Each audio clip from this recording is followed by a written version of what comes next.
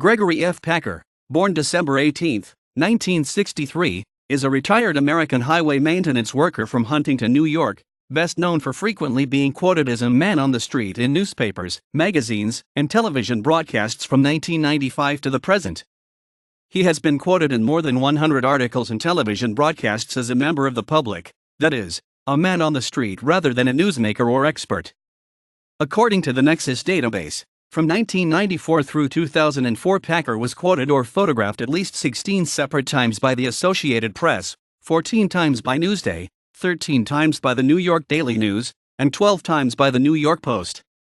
Although he always gives his real name, he has admitted to making things up to get into the paper.Packer's status as a frequent interviewee is mostly due to his hobby of attending public appearances of celebrities and other media events and being first in line on such occasions, leading to him being dubbed a professional line sitter.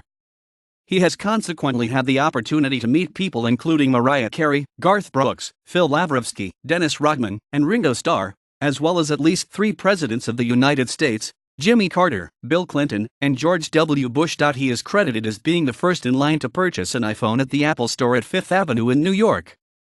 He began camping in front of the store at 5 a.m. on Monday, June 25, 2007, 110 hours before the iPhone went on sale. He performed a similar stunt at the same Apple Store for the release of the iPad, but was bumped from the first position in line due to not having a reservation. Greg Packer was born to Eleanor and Sidney Packer in Huntington, New York. He is the youngest of 4 siblings, Aileen, Marcia, and Jeffrey. He attended Huntington High School, in Huntington, New York on Long Island, graduating in 1983. The first known quote of Packer ran in the Tampa Tribune on October 6, 1995, when Packer was 31. "The Jewish people are fans of Pope John Paul II, said Greg Packer of Huntington, NJ. He does not limit his message to one faith, he reaches out to everybody." The identification of Packer's home state as New Jersey appears to have been an error. There is no Huntington, New Jersey. According to a 2002 article about Packer, he was first in the line to see Ground Zero when the viewing platform opened at the World Trade Center site December 30, 2001. He was the first in line in 1997 to sign the condolence book at the British consulate when Princess Diana died. He slept outside in the snow in Washington, D.C. in January 2001 to be the first in line to greet President George W. Bush after his inauguration. His quotes have ranged from the expression of common sentiments, such as "it's a day for happiness and to be together," regarding a St. Patrick's Day parade, to colorful statements such as his opinion of a New York Yankees game played on Yom Kippur: "There's no way the Yankees will lose, but if they do, they will certainly have something to atone for." In June 2003, columnist Ann Coulter and blogger Nikki Cause, commenting on media coverage of Hillary Rodham Clinton's memoir Living History, noted that Packer was the centerpiece of the New York Times Man on the Street interview about Hillary mania. Packer had been quoted in the Times as stating, "I'm a big fan of Hillary and Bill's. I want to change her mind about running for president. I want to be part of her campaign." Coulter said.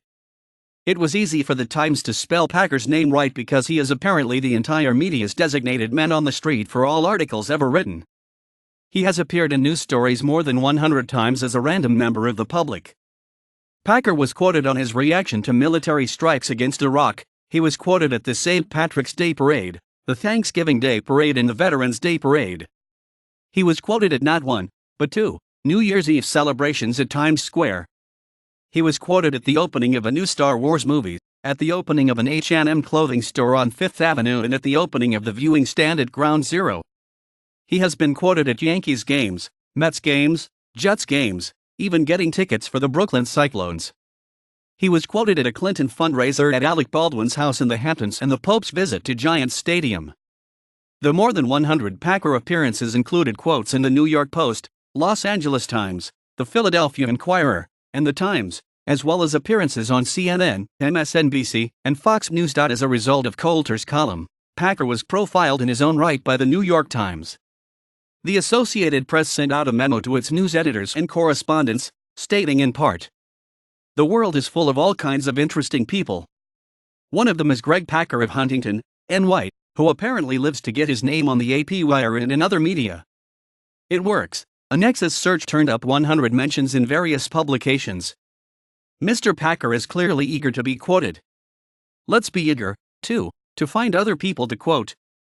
After the ubiquity of Packer's quotes became public, he was still quoted and referred to occasionally, but sometimes with more disclosure of his identity provided.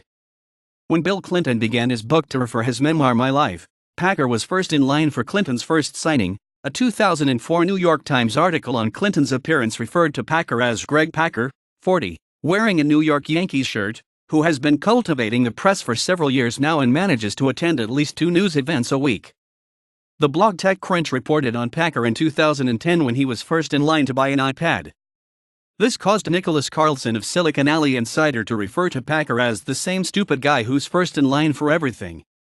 In 2010, New York Times reporter Nicholas Confessor wrote a short humorous essay about soliciting a quote from a man holding an Andrew Cuomo 2010 poster, finding out that it was Packer, and moving along to find someone else to quote. Even after 2003, many journalists have remained unaware, or unconcerned, about Packer's reputation. An Epoch Times article in 2005 on the release of the novel Harry Potter and the Half-Blood Prince simply stated, the book buyers, mostly adults, were largely local fans, like Greg Packer of Long Island, 41, who admitted he had not yet read all the previous editions. Similarly, when Packer attended the Super Bowl victory rally for the Pittsburgh Steelers in 2006, the Pittsburgh Tribune-Review identified him only as Greg Packer, 42, a lifelong Steelers fan from Huntington, NY. In 2008, now celebrating the Super Bowl victory rally of the New York Giants, he was identified by the Rocky Mountain News only as Greg Packer, 44, a retired highway maintenance worker. Though he had previously claimed to be a Steelers fan, Packer stated he was all about the Giants, and as proud as he was in the Yankees dynasty years. Later in 2008, he attended the victory parade for the World Series champion Philadelphia Phillies. He told the New York Times on that occasion that in New York right now, we have no Mets, no Yankees, no stadiums. I came here to represent and cheer our neighbors. On New Year's Eve in Times Square, Packer told the New York Daily News, I love it. I mean, everybody from all over the world comes just to watch a Waterford Crystal Ball. It's great. In 2012, Packer was quoted in the Los Angeles Times, as well as by the news agency Agence France-Presse, when he was among the first to appear in the public spectator area for the funeral of Whitney Houston in Newark, New Jersey. In 2016, Packer was quoted in Time magazine at the Strawberry Fields Memorial in New York City on the anniversary of John Lennon's death, saying, with everything going on in the world, we really need to listen to John's message about more peace and love, and more understanding and more acceptance in the world. In August 2017, Packer was interviewed by The Independent as part of a crowd gathered in New York City to watch the solar eclipse over the U.S. Several months later, he was interviewed in the New York Daily News before attending midnight mass at St. Patrick's Cathedral, saying it's Cardinal Dolan that keeps me coming back year after year. Several days after that, he was interviewed by Reuters while in Times Square for New Year's Eve, saying it feels more like Antarctica than New York. But everybody in the world is here. In 2004, Packer described his success at being quoted as, I always come up with an answer for everything, number one. And I always give everybody the respect and the time that they need. He has also said that he tries to just be myself and show how happy I am to be in the front row. In a 2013 interview, Packer stated that the first time I saw my name in print, I couldn't believe that I made a major newspaper. That made me feel that I accomplished something. He also expressed disappointment at the directives issued by various news organizations to not quote him, saying, if I'm their source for an interview, I don't see where the problem is at all. What I do is not only helping reporters do their jobs, but it's also helping me tell my family and friends where I've been. So it's a case of helping each other.